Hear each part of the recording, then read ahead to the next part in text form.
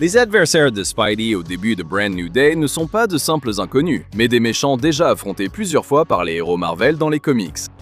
Si vous connaissez l'un des méchants de Spidey qui apparaissent dans le montage d'ouverture de Brand New Day, c'est probablement Scorpion.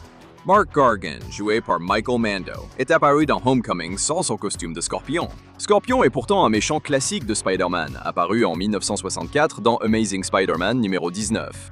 Il a un rôle plus important dans Brand New Day, hors montage. Tu es sûr de vouloir faire ça? Tu crois que je suis Scorpion?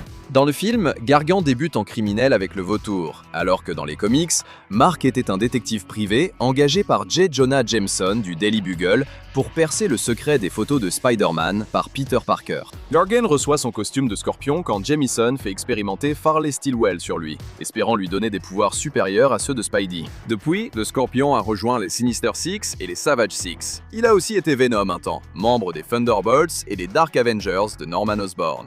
Au début des années 2020, Mark a fini par haïr Venom et a pris le rôle de Virus pour tenter de tuer le symbiote, mais il est maintenant redevenu le Scorpion. Les fans espéraient voir Tombstone ailleurs que dans la simple séquence d'ouverture, mais ce ne fut pas le cas. L'imposant Lonnie Lincoln joue un rôle assez important dans les jeux vidéo Marvel Spider-Man et a un petit rôle dans Spider-Man New Generation. Tu as vraiment tout gâché, gamin. C'était vraiment bâclé. L'annonce de Marvel et Sony que Marvin Jones le troisième, voix de Tombstone dans Spider-Man New Generation, jouerait ce rôle dans Brand New Day était excitante. Et qui sait, il pourrait jouer un rôle plus important dans un prochain film.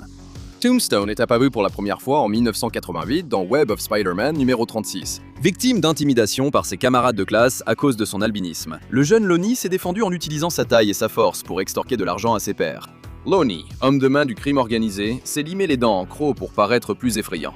Avec ses nombreux contrats pour la mafia, il a gagné le surnom de Tombstone. Avec le temps, Tombstone est devenu un chef du crime plus impitoyable. Récemment, il s'apprête à sacrifier sa fille Janice pour devenir le nouveau caïd de New York, mais Spider-Man l'en empêche. Comme nous, vous vous êtes sûrement demandé en voyant les bandes annonces de Brand New Day, que fait la main ici? Ce ne sont pourtant pas des adversaires habituels de Spider-Man. On les retrouve surtout dans une histoire de Daredevil.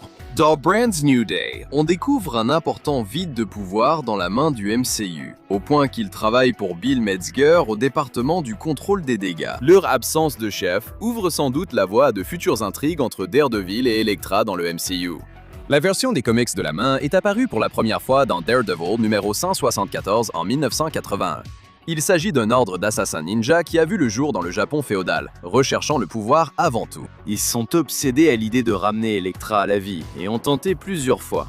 En plus de Daredevil, ils se sont opposés aux Avengers et aux X-Men, notamment Wolverine. The Punisher les a aussi brièvement dirigés dans une récente histoire de comics. L'apparition de Boomerang dans le montage Brand New Day recrée la couverture du numéro 345 d'Amazing Spider-Man de 1991.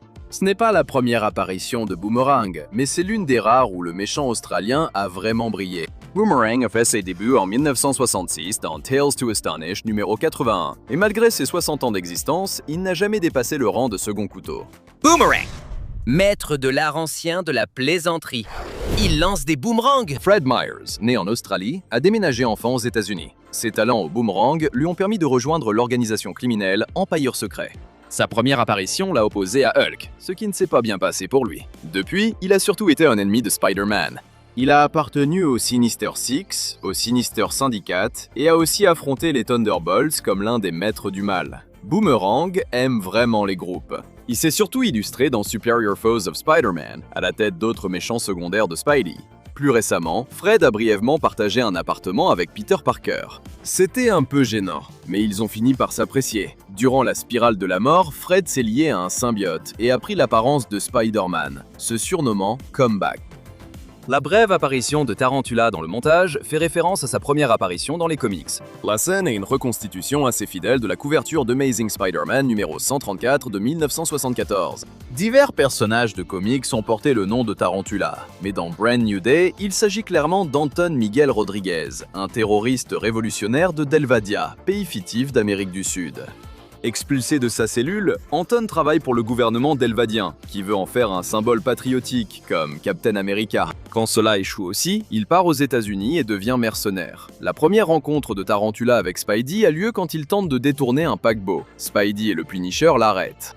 Engagé par la Brand Corporation, il doit tuer Spider-Man qui a sauvé l'informateur. Quand cela échoue, la Brand Corporation lui propose de lui donner des pouvoirs, semblables à ceux d'une araignée. Mais cela transforme Anton en une véritable araignée géante à la place. Horrifié par ce qu'il est devenu, Anton laisse la police l'abattre. Il a été ressuscité depuis, et il est toujours en liberté. Il est même apparu aussi récemment qu'en juillet 2026.